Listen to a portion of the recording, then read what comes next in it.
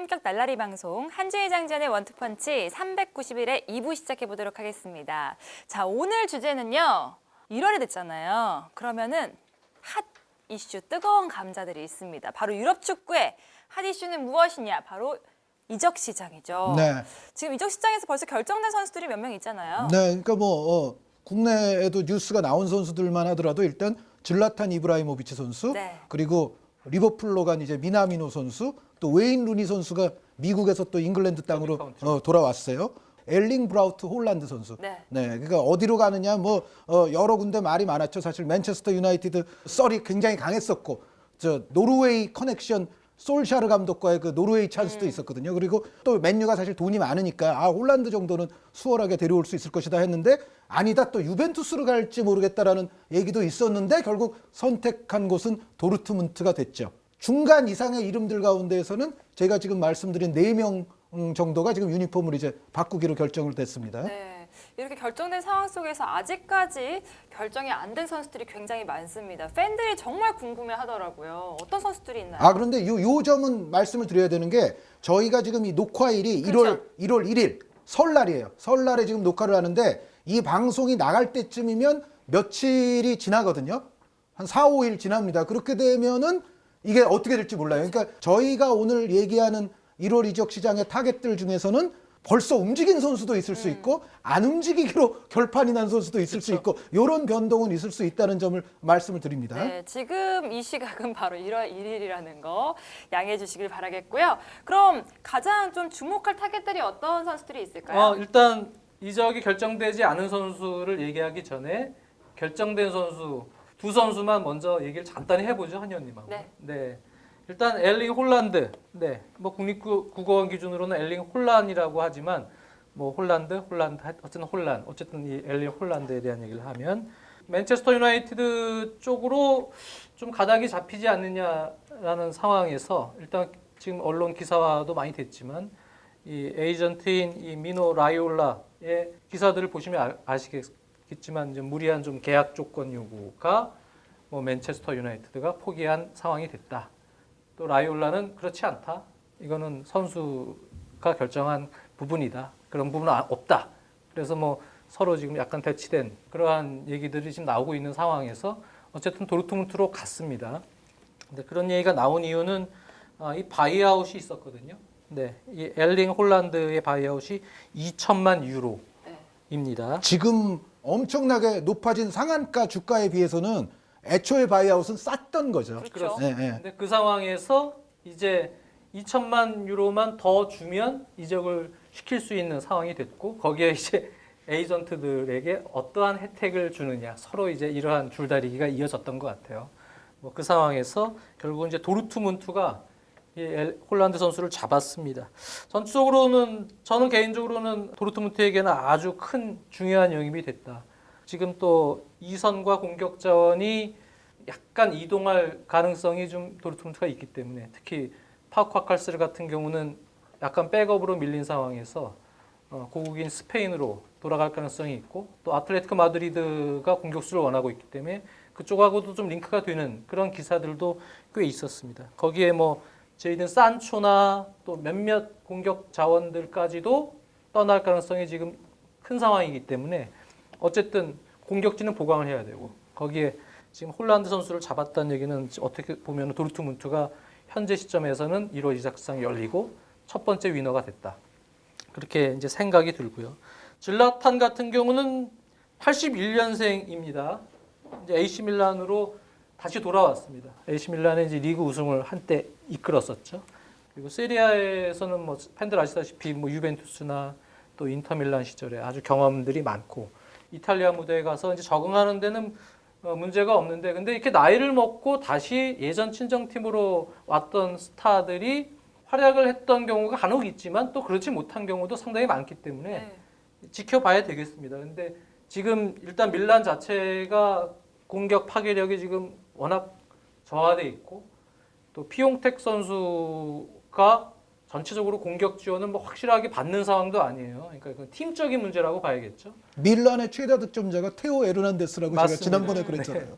오히려 풀백 왼쪽 풀백인 테오 에르난데스가 팀 내 최다 득점자일 것처럼 지금 전체적으로 뭐 비글리아나 뭐 파케타, 뭐 캐시에 이런 허리 자원들이 좋아 보이긴 하지만 지금 팀의 전체적인 어떤 창의성이나 뭐 공격 지원 시에 파괴력을 넣어줄 만한 지금 운영이 되고 있지 못하기 때문에 아시겠지만 질라탄은 포스트 플레이도 되고 내려와서 연계해주면서 또 공격진에게 도움을 줄 수 있는 요소도 상당히 강합니다. 그래서 질라탄은 어찌됐든 간에 공격을 지원해주는 상황에서 본인이 직접 골을 많이 넣지 않더라도 현재 시점에서는 AC 밀란에게는 저는 개인적으로 볼 때 힘이 될 것이다 생각이 들고요. 그래서 저는 나쁘지 않다고 보여져요. 그래서 잘만 이브라이모비치의 어떤 출전 시간 또 에너지를 짧은 시간이라도 좀 이렇게 써야 될 때 그럴 때 이제 활용시키기에는 상당히 좋은 카드가 들어왔다.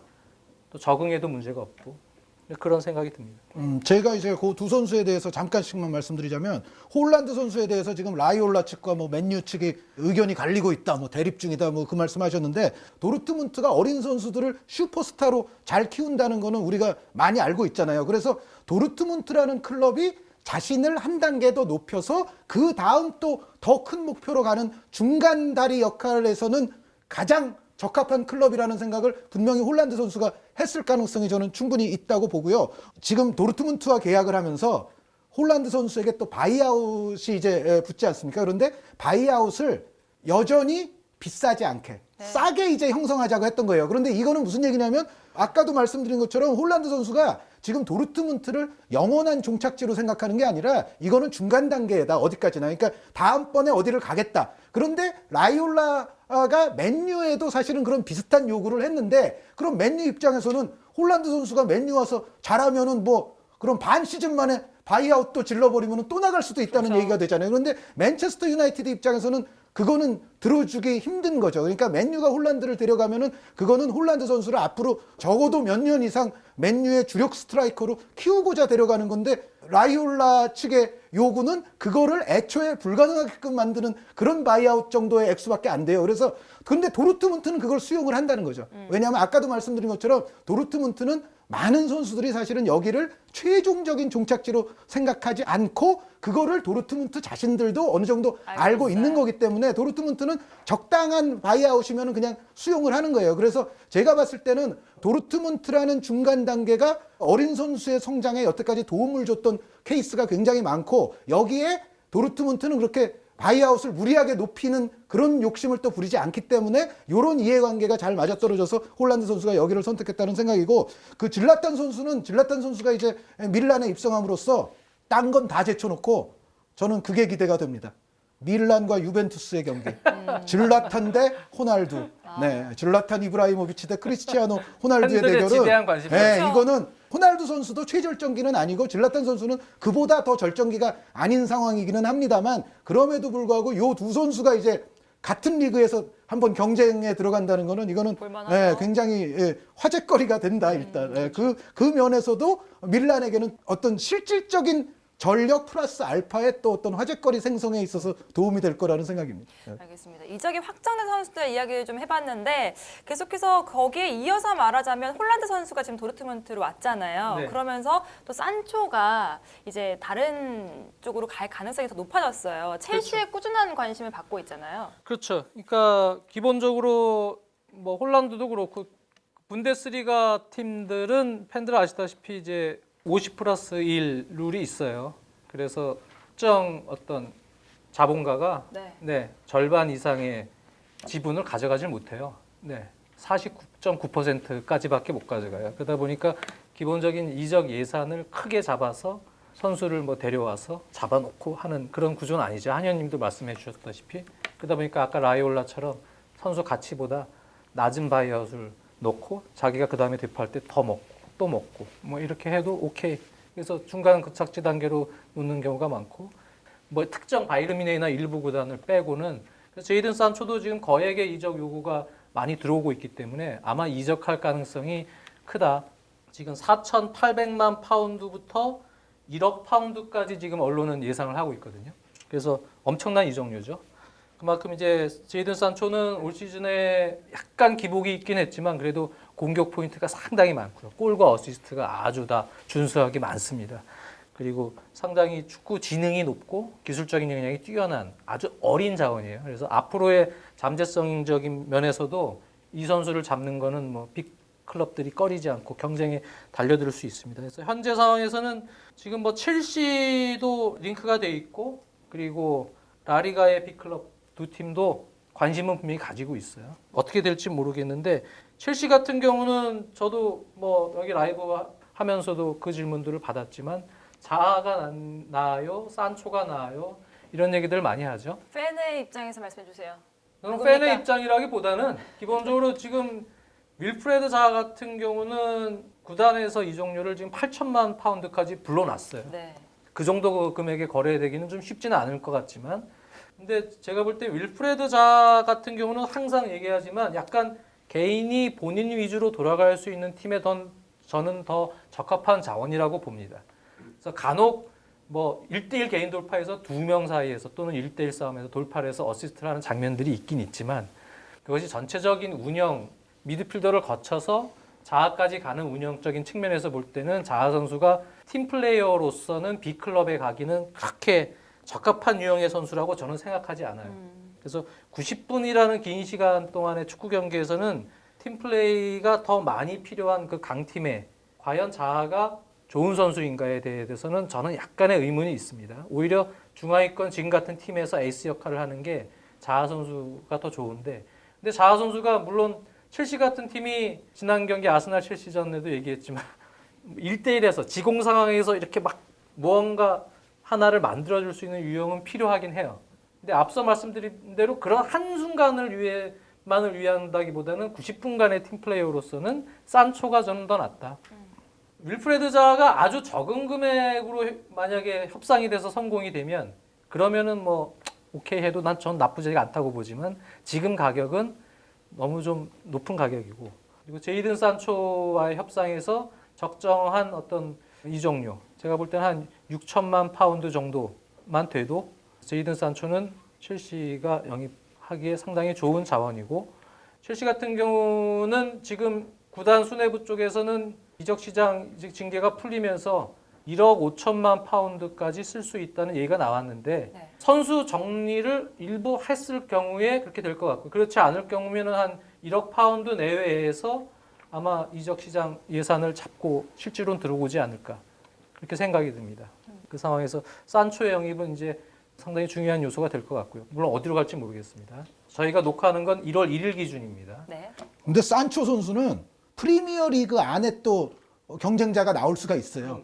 맨체스터 유나이티드가 좀 전에 말씀드린 대로 홀란드 맨유도 선수 지금 노리고 놓쳤잖아요. 홀란드 놓쳤으니까 뭔가 또 맨유도 지금 공격 자원을 맞습니다. 하고 싶은데 거기에 이제 산초 선수가 대상자일 가능성이 또 있고요. 홈그라운이거든요. 네. 그 그렇죠. 선수가 네, 네. 홈그라운이기 때문에 또 잉글랜드 클럽들이 원하고 있고 물론 자하도 코트디부아르 대표이긴 하지만 홈그라운이긴 해요. 근데 산초가 홈그라운이라는 이점이 매우 크죠. 잉글랜드 클럽에게. 여기에 이제 한 팀 더 말씀드리면 맨체스터 유나이티드 이외에 또 맨체스터 시티도 관심이 있을 수가 있어요. 왜 그러냐면 맨체스터 시티의 르로이 사네 선수가 바이에른 뮌헨으로 겨울에 넘어간 수 있을 가능성이 있어요. 그럴 경우에는 아마 사네 선수는 그 루카스 에르난데스 선수의 이적료 기록을 경신할 수도 있습니다. 그러니까 바이에른 뮌헨이 정말 큰 돈을 질러서 사네 선수를 데려올 수가 있는데 그러면 아마 제 생각에는 역시 무한대 자금력을 지니고 있는 맨시티가 과르디올라 감독은 현재로서는 뭐 엄청나게 1월 이적 시장에서 활약할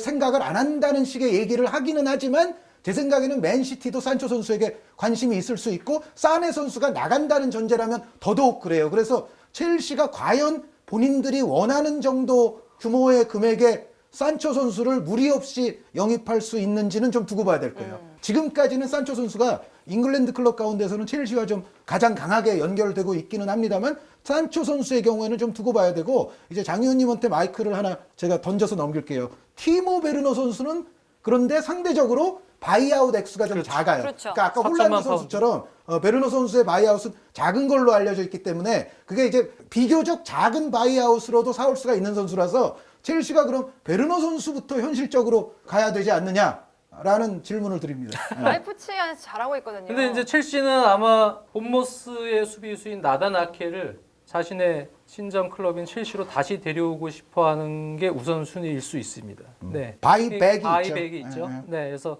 본머스로 이적시킬 때 데려올 때 이제 4천만 파운드 이상을 주면 다시 아케를 데려올 수 있는 조항을 달아놨기 때문에 일단은 아케 선수가 필요한 상황이에요. 이 나단 아케가 필요한 이유는 지금 빌드업 체계가 전체적으로 오른발잡이 이 센터백들의 빌드업이 그렇게까지 좋은 편이 아닙니다. 그리고 왼발잡이 센터백이 없어요. 근데 나단 아케는 왼발잡이 센터백인데 빌드업이 매우 좋아요. 패스가 매우 좋은 선수고 그리고 순발력이 있고 팬들 아시다시피 왼쪽 측면 수비를 같이 볼 수가 있는 자원이에요. 그래서 첼시는 시급한 왼쪽 풀백의 보강이 필요하긴 합니다.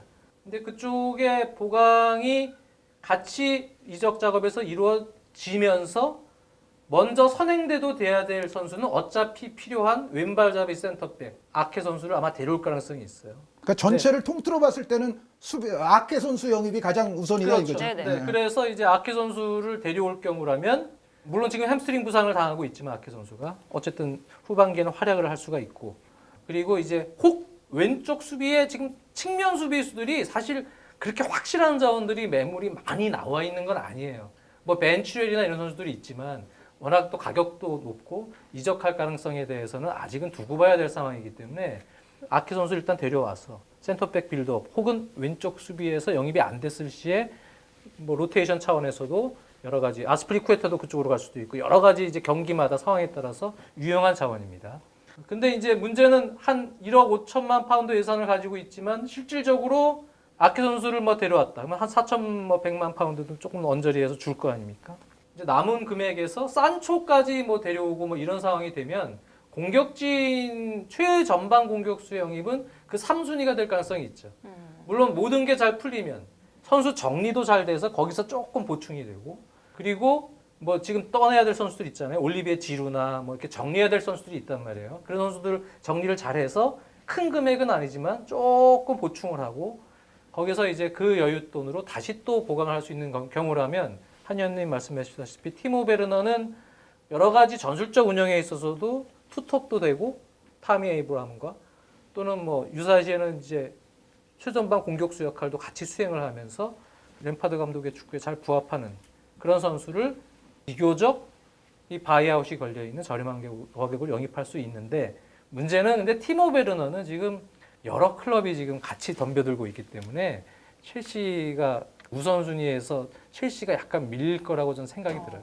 그래서 결국은 티모 베르너는 첼시로 오지 않을 가능성이 크다는 게 제 생각이고. 그러니까 티모 베르너 선수는 지금 참고적으로 말씀드리자면 역시 홀란드 선수를 놓친 맨체스터 유나이티드가 일단 관심이 있고요. 그리고 레알 마드리드의 경우에 지금 벤제마 선수를 받쳐줄 수 있는 공격 자원 때문에 레알이 지금 골머리를 앓고 있거든요. 지금 요비치 선수가 레알 팬들의 기대치에 훨씬 미달하는 플레이이기 때문에 레알 마드리드도 뭔가 겨울 이적 시장에서 보강을 한다면 공격 자원 쪽이 될 가능성이 있는데 그렇다면 역시 베르너 선수가 좋은 옵션이 레알에게도 되고요. 여기에 관심이 있는 클럽은 리버풀도 있다는 얘기가 있습니다. 그래서 지금 말씀하신 것처럼 베르너 선수가 물론 가격적으로는 굉장히 합리적으로 지금 활약에 비해서는 저렴한 편인 건 맞는데 역시 경쟁은 지금 첼시, 맨유, 뭐 레알, 리버풀 이런 클럽들이 지금 붙어 있다는 얘기입니다.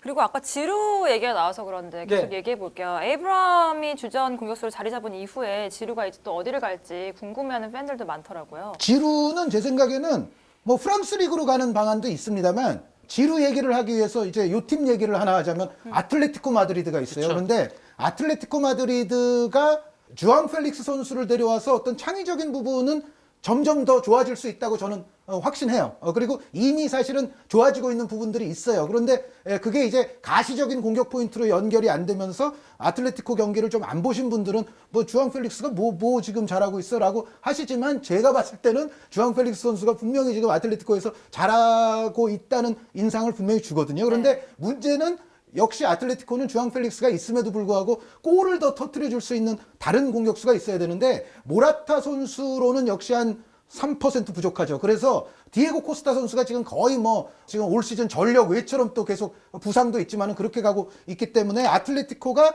겨울 이적 시장에서 공격수를 한 명은 최소한 데려오는 거는 거의 틀림없는 사실인 것 같아요. 근데 누구냐가 문제인데 아틀레티코 마드리드와 가장 강력하게 연결되어 온 선수는 카바니 선수입니다. 아시다시피 카바니 선수가 32이기는 합니다만 여전히 어떤 활동량이라든가 기량이라든가 또 투쟁심이라든가 이런 걸 보면 적어도 한 시즌 반 이 정도는 카바니 선수가 해줄 수 있는 선수고, 다만 이건 있습니다. 그러니까 최근에 나오는 스페인 쪽에서의 보도를 보면 카바니 선수는 그 대신 다 좋은데 이게 이적료도 아주 소액이에요. 그러니까 파리 생제르맹에서는 어차피 이제 떠나 보내야 될 선수기 때문에 이적료도 소액인데, 문제는 파리에서 받던 개인 연봉이 워낙에 세거든요. 그런데 카바니 지금 나이도 좀 많은데 데려오는 거는 가성비상 나중에 이게 문제가 될 수가 있어서 아틀레티코가 이제 다른 자원들에게도 지금 눈을 돌리고 있거든요. 그 자원들 가운데 가장 대표적인 거는 아까 도르트문트 얘기할 때 말씀하셨던 파코 알카세르 선수입니다. 네. 알카세르 선수가 사실은 그 더 이전부터도 출전 시간이 줄고 있었습니다만 3백 되면서 더더욱 알카세르 선수의 출전 시간은 지금 굉장히 줄어들었어요. 여기에 이제 홀란드 선수까지 오니까 알카세르는 더 이제 밀릴 가능성이 높아지는데, 그럴 때 아틀레티코 마드리드가 이제 카바니보다 싼 연봉에 알카세르 선수를 지금 데려올 수 있다는 얘기가 있고, 여기에 뭐 아틀레티코 마드리드가 또 고려하고 있는 대상은 베이징 고안에서 뛰어왔던 세드릭 바캄부 선수 얘기도 있습니다. 이 바캄부 선수는 왕년에 비아레알에서 상당히 좋은 모습의 스트라이커였었기 때문에 또 라리가 적응의 어떤 별다른 또 그런 요구도 없기 때문에, 그럼에도 불구하고 저는 이 가운데 후보 중에 하나로 지루 선수가 있다고 생각해요. 지루 선수도 일단 아틀레티코 시메오네 감독이 좋아할 만한 일단 피지컬을 갖추고 있고, 여전히 선발은 아니더라도 뭐 로테이션 내지 조커 자원으로는 아틀레티코의 스타일에 저는 부합하는 면이 충분히 있다고 생각을 하거든요. 그래서 지루 선수의 행선지가 어디가 될지 모르지만 아틀레티코 마드리드가 다른 공격 자원들과의 협의가 어떻게 되느냐에 따라서는 아틀레티코가 지루에게 손을 내밀 가능성이 현재로서는 충분히 있다고 생각합니다. 네, 알겠습니다. 지루 A까지 해봤고요. 이젠 또 솔샤르 감독이 포그바를 팔지 않겠다 이렇게 얘기했는데, 과연 또 어떻게 될지. 포그바요. 포그바를 원하는 팀은 예전 뭐 지단 감독은 계속 레알 마드리드에서 포그바를 내가 잘 활용할 수 있다 원했고, 물론 포그바가 부상 복귀를 해서 맨체스터 유나이티드에 도움을 줄 수 있는 요소는 있지만, 저는 개인적으로는 일단 선결 과제, 네, 지금 영입을 해야 될 라인들이 있습니다.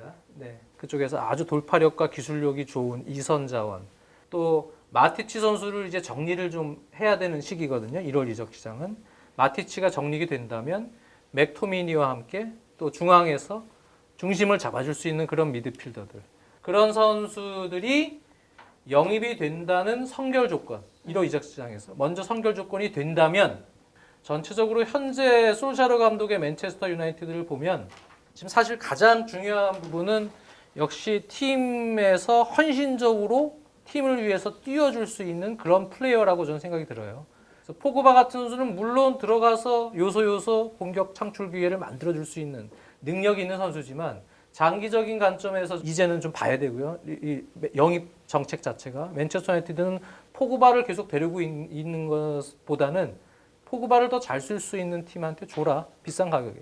그 대신 선결 조건으로 지금 좋은 자원들을 이선 자원과 뭐 산초가 됐던 뭐 베르너가 됐던 공격 자원도 마찬가지고, 또 중앙 미드필더 쪽에 맥토미니와 함께 마티치가 정리가 될 경우에 그쪽에 좀 싱싱한 자원들이 한 명 영입이 될 수 있으면 선결을 해놓고 그런 포그바를 저는 보내는 것이 맨유로서는 좋은 선택이 아니겠느냐라고 전 개인적으로 보고 있고, 물론 이제 그게 선결 조건이 안 되면 포그바는 잡고 있는 게 올 시즌에는 좋다고 봅니다. 그러면 포그바만큼 또 공격 창출 기회를 만들어주거나 할 선수는 필요하기 때문에, 그래서 어떻게 보면 이제 그러한 순서를 맨체스터 유나이티드가 잘 영입 시장에서 지금 이룰 수 있다면 가능하다고 보여지고요. 네. 또 맨유 얘기하다 보니까 맨유가 사실 이번 이적 시장에서 굉장히 많은 선수들을 영입하려고 좀 노리고 있잖아요.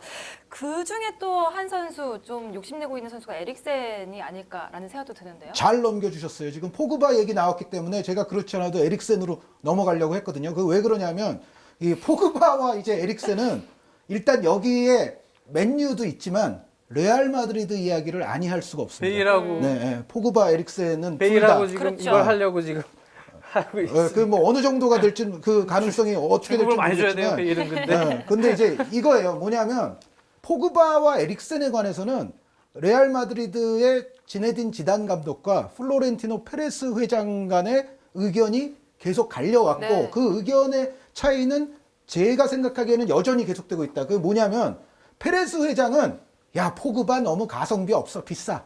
에릭센은 더 훨씬 수월하게 데려올 수 있어. 지단 감독은 근데 뭐 이게 프렌치 커넥션이라 또 더 그런지는 몰라도 지네딘 지단 감독은 우리 팀의 포그바 선수가 훨씬 더 좋은 역할을 할 수 있어라고 생각해서 어쨌든 크리스티안 에릭센 선수는 뭐 정보 칼럼 뭐 많이 볼 수 있는 사이트가 있는데 이 ESPN 사이트에서 제가 굉장히 재밌는 칼럼을 하나 발견해서 요 내용을 네네. 말씀을 드리자면 에릭센 레알 마드리드 유니폼 입는다 확률 10분의 7 10분의 7 네. 굉장히 많네요. 바르셀로나 입는다 10분의 6 인터밀란 입는다 10분의 5 유벤투스 입는다 10분의 4 맨체스터 유나이티드 입는다 10분의 3 네, 생각보다 좀 떨어지죠. 그러네요. 토트넘 잔류한다 10분의 1 그건 저도 알고 네, 있어요. 토트넘 잔류한다. 근데 여기 이 칼럼 저자가요 필자가 이상한 걸 하나 끼워놨는데 아스널 유니폼 입는다 10분의 0 이거를 왜 나는 이 사람이 이거를 왜 써놨는지 너무 웃겨. 이해가 안 되는데 그거 얘기하려고 지금. 아니 물론 그 아스날을 왜 끼워놓는지 아니 물론 저는 아스날이 지금 다른 빅클럽들에 비해서는 겨울 이적 시장 버짓 예산이 작은데 그럼에도 에릭센 선수를 정말 아스날도 정말로 필요로 한다면 그 에릭센 선수 데려올 돈은 저는 된다고는 봐요 사실 아스날도 굳이 그거 뭐 안 써놔도 될 팀을 괜히 하나 기분 나쁘게 괜히 써놓은 것 같고 하여튼 그런데 어쨌든 확률상으로 그렇답니다. 맨체스터 유나이티드는 왜 10분의 3이냐면은 맨체스터 유나이티드가 에릭센보다 좀 더 눈독 들일 만한 카드가 있다는 거죠. 그럼요. 누구냐? 레스터의 제임스 매디슨입니다. 매디슨을 계속 매디슨에게 솔샤르가 매디슨 예. 되게 원하고 있어요. 아 그리고 사실 뭐 에릭센과 매디슨을 비교해 보면 매디슨 선수가 일단 나이가 더 젊기 때문에 오래 내구성을 지닐 수 있는 카드도 이제 매디슨일 공산이 크고요. 그래서 그런 차원인데 근데 레스터라고 뭐 야망이 없겠습니까? 지금 프리미어리그에서 지금 올 시즌 얼마나 잘 해왔습니까? 그래서 레스터도 나름 야망이 있기 때문에 오히려 추가 영입을 하면 했지 쉽사리 내주지 않는다라는 또 얘기들도 있어요. 그래서 만약에 매디슨이 그렇게 완전히 안 된다 싶으면은 맨유도 에릭센에게 더 올인할 가능성이 있어요. 그러면은 저는 맨유 확률이 거의 레알 수준으로 저도 높아진다고는 보거든요. 그래서 에릭센의 토트넘 잔류 확률은 지금 10%가 채 안 되는 걸로 영국 현지에서도 보고 있다는 그 사실을 말씀드립니다. 네. 알겠습니다. 저는 레알 마드리드로 에릭센이 갈 확률이 저도 확실히 높다고 생각합니다. 그거는 이제 다니엘 레비의 수완인데 가레스 베일 같은 경우를 아마 조세 무리뉴 감독은 잘 쓸 수 있다고 생각을 할 수 있을 거예요. 네. 에릭센은 지금 이적료가 올 여름보다는 많이 떨어졌어요. 5천만 파운드 이상에서 아마 3천만 파운드 계약 기간이 조금밖에 3천만이면은 지금 맥시예요. 그렇죠. 그보다 낮은 값으로 3천만 파운드 네. 정도 수준으로 형성될 가능성이 있기 때문에 그런 서로 교환하는 딜을 레알 마드리드랑 계속 얘기를 할 가능성이 높습니다. 네. 거기에는 이제 베일 선수가 주급이 워낙 높기 때문에 그런 주급을 이적료로 상충시켜서 서로 이렇게 이해관계가 잘 맞아떨어질 가능성이 전 충분히 있다고 보여져요. 다니엘 레비는 그러한 수완에 상당히 능하고 그렇기 때문에 에릭센이 맨체스터 유나이티드는 일단 초기에 메디슨 쪽으로 좀 그쪽 라인으로 집중을 하다가 에릭센은 약간 후순위 쪽으로 가고 그러다가 이제 레알과 토트넘의 이해관계가 조금 빠른 시간 안에 맞아 떨어질 경우에 결국은 그러한 일종의 트레이드 형태죠. 네, 트레이드가 되면서 주급이나 여러 가지 조건을 다니엘 레비와 페레스 회장이 잘 이해관계를 맞춰서 해결할 가능성이 충분히 있다. 그래서 현재로서는 에릭센이 그렇게 될 확률이 제일 높지 않냐. 저도 그렇게 보고 있습니다. 가레스벨이 지난 여름에는 또 중국 얘기도 나왔다가 무산이 되기도 했잖아요. 그거는 지금 중국도 그 이적 연봉 총액 그 제한을 네. 두었기 때문에 그 주급을 못 줄 거예요. 네. 네, 그래서 무산이 아마 그런 원인도 있겠죠. 그리고 베일 선수가 제가 느끼기에는 지금 중국 가기는 싫을 겁니다. 네. 아직은 자신이 최고 무대에서 좀 더 할 수 그럼요. 있다고 느낄 공산이 커요. 물론 여기서 한 또 몇 년 지난 다음엔 모르지만 그러니까 그러질 말았어야죠. 왜 웨일즈 골프 마드리드 뭐 그런 걸 해가지고 하여튼 그러질 말았어야 됩니다. 네. 저의 마지막 얘기는 그냥 쭉 이름만 제가 언급할게요. 지금 겨울에 이동할 수 있는 타겟 세리에아 베스트 11에 포함시켰던 데이안 쿨루셉스키 선수. 지금 뭐 맨유도 이 쿨루셉스키 선수를 맨유가 노리고 있어요. 네. 노리고 있는데 유벤투스행 가능성이 더 많다는 얘기가 지금 또 이탈리아 언론으로부터 흘러나오고 있고, 그리고 위삼 벤 예더 선수가 모나코에 도착한 지 이제 반 시즌밖에 안 됐지만 지금 프랑스 리그에서 무지 잘하고 득점 1위입니다. 거의 뭐 경기당 평균 1개의 공격 포인트가 나오고 있을 정도로 벤 예더 선수가 굉장히 잘하고 있어서 나이가 30줄이 되기는 했지만 제 생각에는 당장 역시 아까 장 의원님 카바니 선수 말씀 주신 것처럼 당장 공격 자원이 한두 시즌이라도 필요한 팀은 벤 예더 선수에게 관심을 가질 법하고, 벤 예더 선수 입장에서도 라리가에서 뛰던 선수가 지금 프랑스 리그로 온 거거든요. 그래서 제 생각에는 다시 한번 내가 더 큰 무대에서 뛰고 싶다. 지금 모나코가 올 시즌 성적도 별로이기 때문에 벤 예더 선수도 나름 또 유럽의 또 클럽들이 노릴 만한 공격수가 됩니다. 그리고 코파 리베르타도레스의 영웅으로서 브라질 일부 리그에서 득점 1위를 차지했고, 또 최근에는 클럽 월드컵에서 또 리버풀과의 경기에서도 나섰던 가브리엘 바르보사 선수. 이 선수가 지금 플라멩고에 있는데 다시 와요? 과거에 이제 세리. 인터밀란에 있을 때 실패했던 역사가 있기는 있습니다. 그리고 포르투갈 리그도 갔었죠. 그런데 유럽에서는 안 좋았던 역사가 있긴 있지만 여전히 나이가 비교적 젊고요. 네. 브라질 리그나 코파 리베르타도레스에서 최근에 보여준 득점 컨디션은 굉장히 뛰어났어요. 그래서 이 선수를 노릴 수 있는 유럽 클럽이 지금 있을 수 있어요. 겨울 이적 시장에서. 그리고 여기에 이제 한 선수 공격수를 한 명 제가 더 말씀드리고 싶은 선수는 페네르바체에 이 무리치 선수 잘 모르실 수도 있는데 무리치 선수가 있어요. 무리치 잘해요. 네, 이 베닷 무리치라는 선수가 있는데 페네르바체에서 이미 지금 올 시즌 2자릿수 골이 이미 달성이 된 선수입니다. 그런데 이 선수가 또 얼마 전까지 또 화제를 모았던 코소보 국가대표 선수인데 코소보 대표팀에서도 상당히 인상적이고 지금 터키 리그에서도 굉장히 잘하고 있어요. 그런데 신체 조건이 이 선수가 190대 중반으로 아주 194. 네, 그 정도 돼요. 아주 큰 편인데 이 선수가 그렇다고 해서 머리로 넣느냐? 그게 왼발 아니라 좋아요, 왼발. 왼발을 주로 사용해서 골을 많이 넣습니다. 이 무리치 선수가 제 생각에는 스트라이커 보강을 노리는 팀들에게는 연령으로 봐도 굉장히 괜찮은 네. 영입이에요. 중하위권 팀들 노려볼 만해요. 그리고 어쩌면 이런 팀도 노릴 수 있어요. 리버풀이 좀 많이 떨어져 있긴 하지만 그래도 한 번 더 계속 도전해보고 싶고, 아니면은 적어도 챔피언스 리그 티켓을 공고히 하고 싶은 뭔가 그런 야심이 있으면 사실은 바디 선수 이외에 뭔가 다른 옵션? 보조 득점원이 하나 더 필요할 수도 있거든요. 그래서 레스터 같은 팀도 노릴 수 있고, 지금 일설에 따르면 프랑크푸르트도 무리치 선수에게 관심이 많고, 그리고 모나코 아까 좀 전에 제가 벤 예더 선수 말씀을 드렸는데 제가 그 말씀을 드리는 이유 중에 하나는 모나코가 이 무리치 선수에게 또 관심이 있대요. 그런데 벤 예더 선수는 오히려 홀가분하게 또 딴 데로 팔 수도 있지 않겠나라는 생각이 있거든요. 만약에 모나코가 무리치 선수를 살 수 있다면. 어쨌든 저 토트넘도 다니엘 레비가 무리치 선수는 이미 들어갔었어요. 토트넘의 리스트에도 있었죠. 네. 백업 공격수로요. 네, 무리치 선수는 보고 있는 선수예요. 토트넘에서. 그리고 여기에 이제 제가 이미 이적이 된 선수 한 명 말씀드리면 바르셀로나의 카를레스 알레냐라는 이제 미드필더가 있는데 이 선수가 베티스로 임대를 갔습니다. 그런데 베티스는 제가 봤을 때 매우 좋은 장사를 했어요.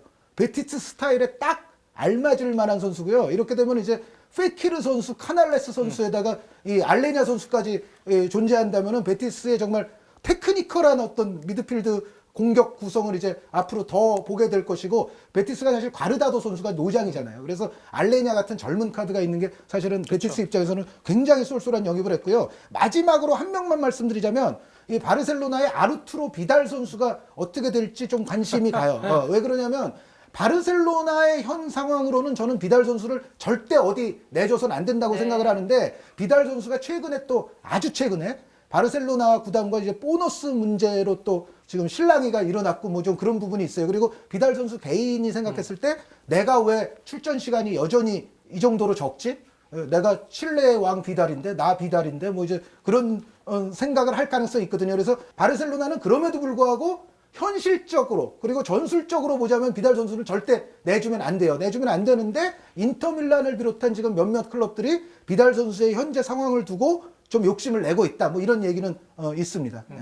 한 의원님 위원님 이렇게 정리를 좀 해주셨는데 저 장 위원님께 여쭙고 싶은 네. 게 황희찬 선수 이야기가 아직 안 나왔거든요. 근데 네. 한국 팬들이 진짜 궁금해하더라고요. 미나미도도 갔고 홀란드도 갔는데 황희찬 잘츠부르크에 있을까?에 대해서 굉장히 궁금해하시더라고요.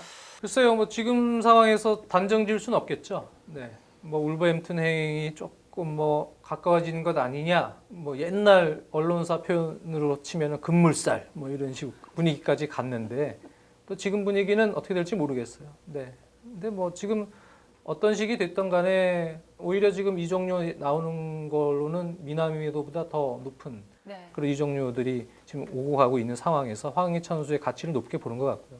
특히 이제 잉글랜드 내에서는 리버풀전 상당히 인상 깊게 본 것 같아요. 황희찬 선수에 대한 능력, 반다이크 제치는 능력 네. 이런 것들을 보면서 황희찬 선수는 이제 조금 더 지켜봐야 될 것 같습니다. 지금 에이전트가 어떤 식으로 진행을 시키는지 모르겠고요.